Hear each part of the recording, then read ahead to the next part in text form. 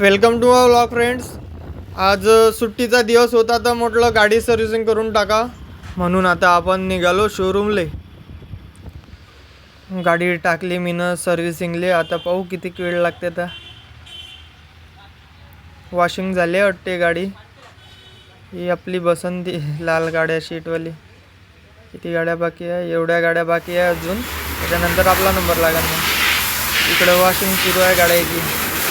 त्या खालच्या साईडनं तिकडून गाड्या जाते अंदर वर्कशॉपले.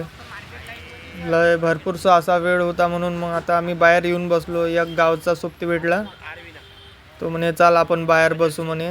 इथं एक काका होते बसून. त्याला म्हटलं आम्ही अरे का काका कसं का, ते तिथून सीट खुर्चीवरून उठले बस फुल फायर मोडमध्ये. म्हणजे असं वाटलं नाही आम्हाला का नवाडे आहे म्हणून. ते मस्त गोष्टी करायला भिडले. ते असं झालं बाबून तसं झालं बाबू. त्या चौकामध्ये लय ट्रॅफिक राहते, हे इथं ट्रॅफिकवाले राहते, तिथं ट्रॅफिकवाले राहते, असा विषय निघाला. आम्ही बी हो लावू राहिलो मस्त. चांगला थोडासा अर्धा घंट्याचा टाइमपास झाला. अरे त्याच्या पगारापेक्षा असेच कमवते ते. आता दुपारचा 1 वाजून गेला आहे. आता शोरूमवाल्याचा लंच ब्रेक झाला. 1 ते 2 वाजेपर्यंत यायचा लंच ब्रेक चालू झाला. तर म्हटलं चाल आपण बी धरम थोडंसं नाश्ता पाणी करून या बाहेरून. इकडे येता मला दोन्हीवाला मठ दिसला, तर मग तिथं मी पाया लागून आलो. आता समोर जाऊन पाहतो नाश्त्याचं दुकान कुठं आहे. तर चौकात जाऊन थोडंसं इकडं तिकडं घुमल्यावर भाऊ आपल्याला बी भेटलं नाही एक 5 स्टार हॉटेल.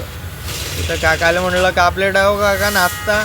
काका म्हणे बेटा 30 रुपये प्लेट आहे म्हणे. म्हटलं ठीक आहे जमो आपल्यासाठी 1 प्लेट म्हटलं. तिथं मग मीने 1 वडा घेतला आणि 1 कचोरी घेतली आणि काकानं कढी दिली सोबत आणि कांदा दिला. मग ते 1 नंबर मजा आली मस्त. नाश्ता झाल्यावर तिथं जायचंही फुरका मारून घेतला मीनं. आता जमलं आपलं. आता निघालो शोरूमले. चाय झाला, आता नाश्ता झाला. आता जाऊन पाहू शोरूममध्ये. शोरूमकडं वापस येताना मला दिसल्या खूप साऱ्या गाड्या. या धुनीवाल्या चौकामध्ये आहे रिसेलसाठी सेकंड हँड गाड्या. मग गाड्या पाहत मी निघालो समोर.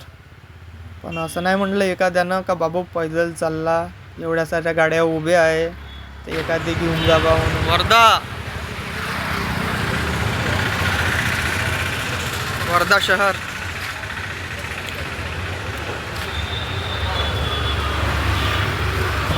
एक दादा मला सेल्फी स्टिक घ्यावं लागते. ATM समोर गर्दी.